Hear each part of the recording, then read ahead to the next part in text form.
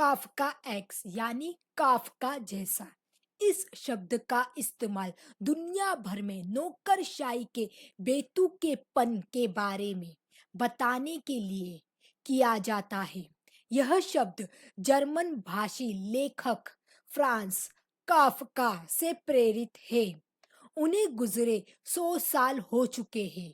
प्राग में एक प्रदर्शनी से पता चलता है कि उनकी रचनाओं में मौजूद अस्तित्व संबंधी बेचैनी और व्यक्तिगत दुख आज भी बहुत प्रासंगिक है। मैं मानता हूँ कि काफ्का इस बात के बहुत ही अच्छे उदाहरण है कि 100 साल के दौरान बहुत सी चीजें नहीं बदली है, इसीलिए उनका काम इतना समकालीन है। फ्रांज काफ्का का जन्म 1883 में प्राग में हुआ था।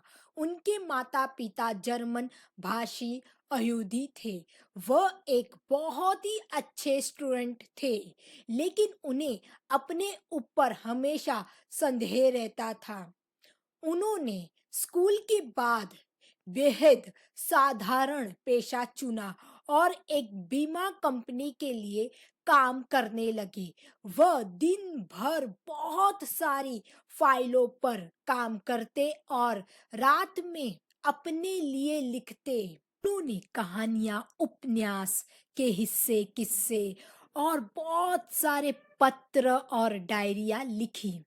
उनके कुछ सालों के बारे में हमें इतना पता है कि वह लगभग हर दिन क्या कर रहे थे। दूर से हम एक इंसान के विकास को देख सकते हैं, उनके विचारों को, उनके प्यार, उनके दर्द और अपने पिता के साथ उनके रिश्ते को। काफ्का का मन थोड़ा नाजुक था। यही हाल उनके स्वास्थ्य का भी था। 1924 में टीबी की बीमारी के चलते उनकी मौत हो गई। उस समय उनकी उम्र सिर्फ 40 साल ही थी। उन्होंने अपनी आखिरी इच्छा अपने लेखक दोस्त मार्क्स बॉर्ड को लिखकर भेजी थी।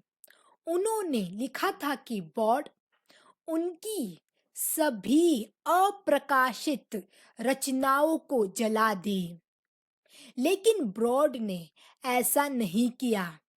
आज काफ्का की कहानियां और उपन्यास के अंश विश्व साहित्य का खजाना है।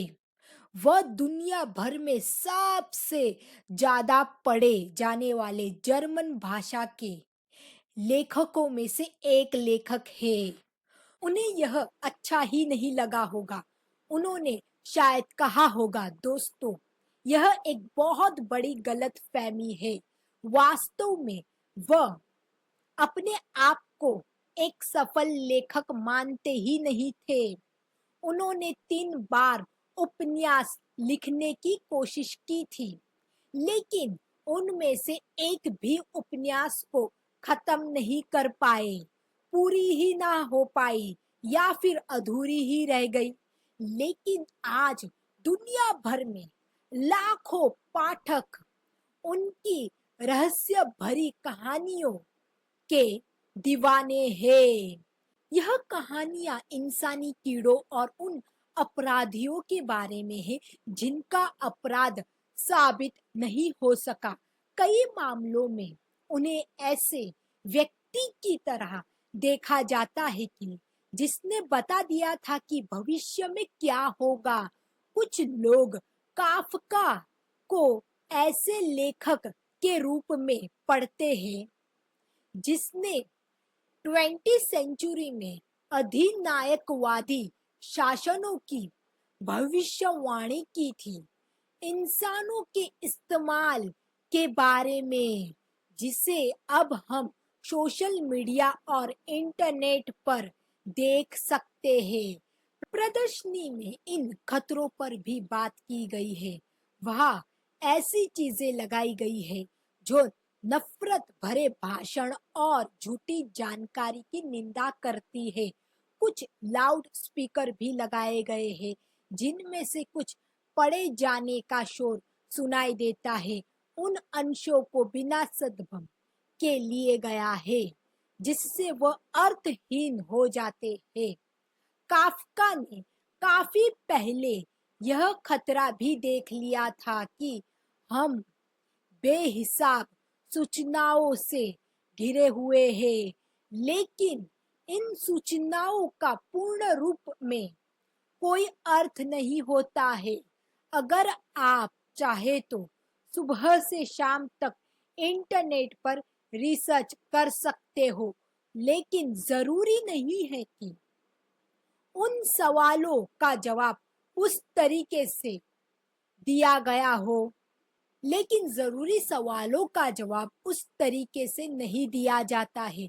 यह प्रदर्शन दिखाता है कि काफ्का एक्स शब्द को दुनिया भर में समझा जाता है, चाहे वो अमेरिका हो, चीन हो या फिर इजराइल हो।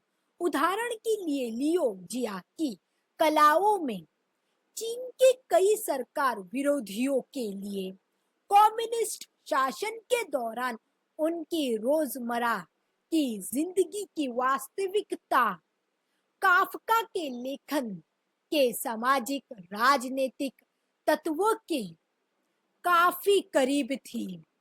वो लोगों ने काफका एक्स महसूस किया।